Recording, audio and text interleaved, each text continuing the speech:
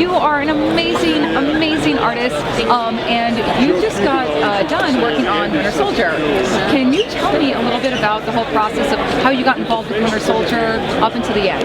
Yeah, it was kind of an accident, I think. The colorist at the time, Dean White, needed a little bit of help because the book started double shipping and was running a little bit behind, so I just filled in for a few pages, and then Dean was pulled off to something else, and so that's how I got to know Ed, and he brought me in after that as the full-time colorist. And Butch Geist and I had actually met at C2E2 a few years ago, and he really wanted to work with me, and I just really wanted to work with him. We worked on Scar, Son of Hulk, a long time ago for one issue that he was on, and ever since then we had wanted to work together, and so he had kind of thrown my name around, and so him and Ed got together and brought me in on the book, and so that went from, we started on Captain America, and when Captain America ended and went off into Captain America, Bucky, and the Winter Soldier, we just kept going. Amazing. Now, how was that last issue? How was it working on that one?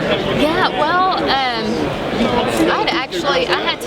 my exclusive with Marvel ended, let's see, I think that was issue 12, and so I actually took off issue 13, and I thought I was done with the series, and then Jordi Belair, who took over the colors, since it was double shipping, it was just crazy scheduling, she needed some help, so I came back on for that last issue with Butch, and so that was pretty cool that I was able to come back and finish it up and be on that last issue that Butch was on, and then after that I was off of it and Butch left, and so yeah, it's pretty sad, and now I know the book is ending, and so that's kind of tough, but especially with all the movie coming out now, everyone's getting excited about it, but I think it was a great book, a great series, and I'm sad to see it ending. Now, it's funny, Winter Soldier is you wouldn't think of that as a book a woman would be working on.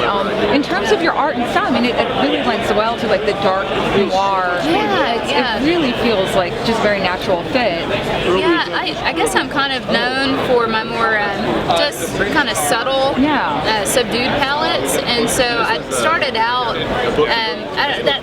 that in itself hooked me up with artists who are in that same vein, so like Gabe Hardman and Butch Geist, and I think they just kind of gravitated towards my style, and I think we meshed very well. And then once I got hooked up with Ed Brubaker, I mean, all of his books have that same tone, and I think I'm a good fit for that.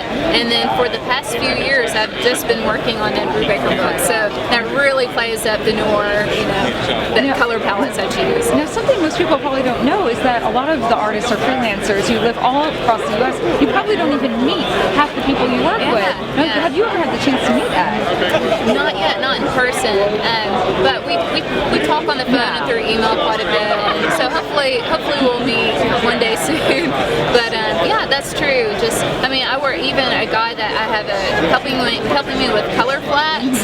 I don't know if people know what that is, but he's just kind of a color assistant. He's in Mexico, and I've never met him. I may never meet him, but it's an interesting industry because you do get to work with people from all over, and it's pretty cool that you're able to do that. And we live in Little Rock, Arkansas, of all places. So and we work with people all over. So that's awesome. And then just one last question for you: what is it like being a woman in such a male-dominated industry? People ask me that all the time, and I know it's a big issue, but really it has never been any kind of issue with me.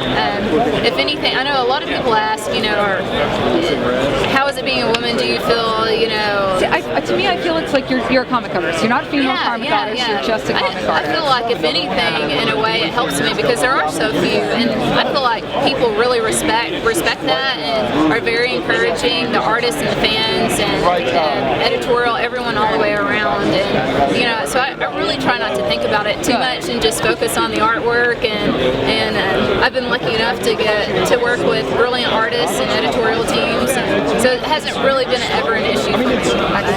Cool. Thank you so much for talking with us. It's so nice to meet you. Thank you.